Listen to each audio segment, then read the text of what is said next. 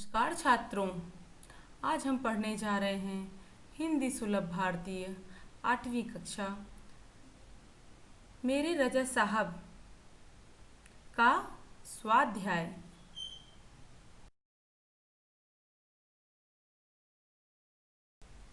सूचना के अनुसार कृतियाँ करो, संचाल पूर्ण करो। रजा साहब की स्वभावगत विशेषताएं। पहला, रजा साहब के लिए छोटी से छोटी बात भी महत्वपूर्ण होती थी। दूसरा, सभी कार्यों को बड़ी लगन व तन्मयता के साथ करते थे। तीसरा, वे अपनी पेंटिंग बिकने के बाद भी उसे खुद ही पैक करने में रुचि रखते थे। चौथा, वे पेंटिंग को बहुत ही करीने तथा धैर्य से पैकिंग करते थे। खा, दोनों ने मिलकर यहाँ प्रदर्शनियाँ की: मुंबई, लंदन, पेरिस, न्यूयॉर्क।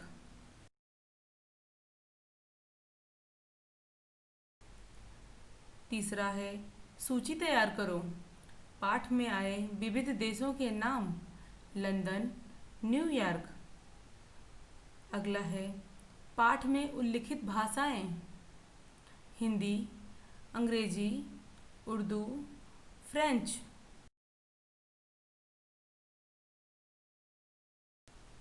कृतियाँ पूर्ण करो।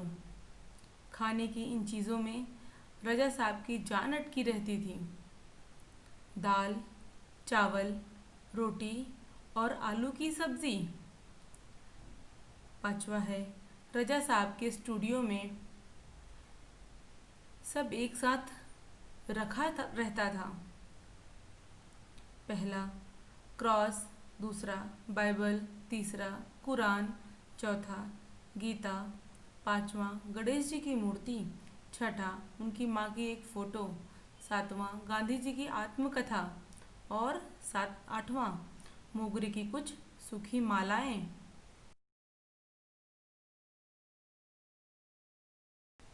भाषा बिंदु: पाठ्य पुस्तक से 10 वाक्य चुनकर उनमें से उद्देश्य और विधेय चुनकर लिखिए।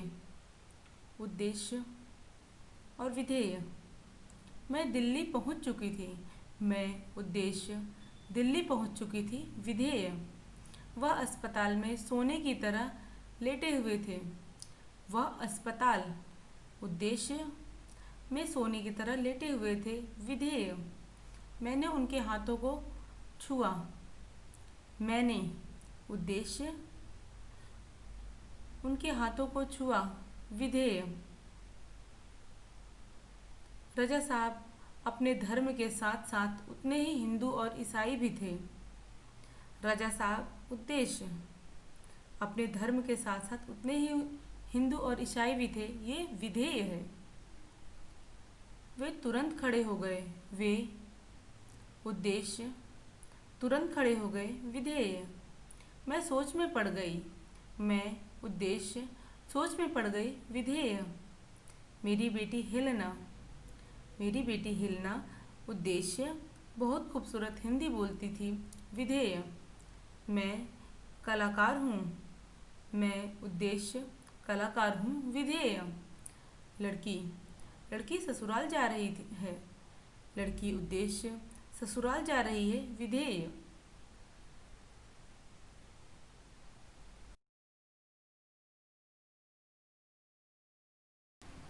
उपयोजित लेखन: जहाँ चाह होती है वहाँ राह निकल आती है।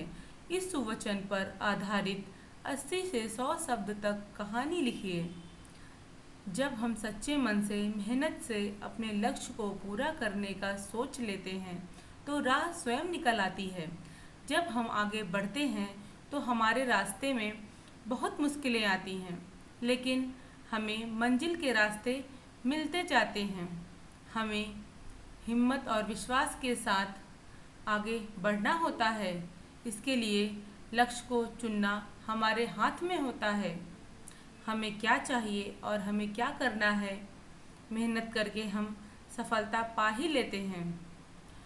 हमें कभी भी हार नहीं मानना चाहिए। मनुष्य की राह, मनुष्य की चाह उसे उसकी राह तक पहुंचा ही देती है। जिस तरह कौवा पानी की तलाश में सब जगह घूमता है, बहुत कोशिश करता है लेकिन हार नहीं मानता। अंत में उसे राह मिल जाती है, उसे पानी मिल जाता है और अपनी मंजिल तक पहुंच जाता है।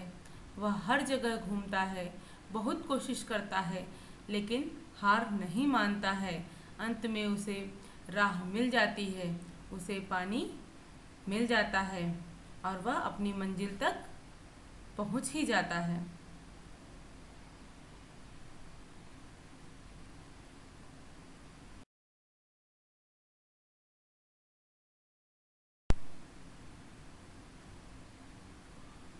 धन्यवाद बच्चों।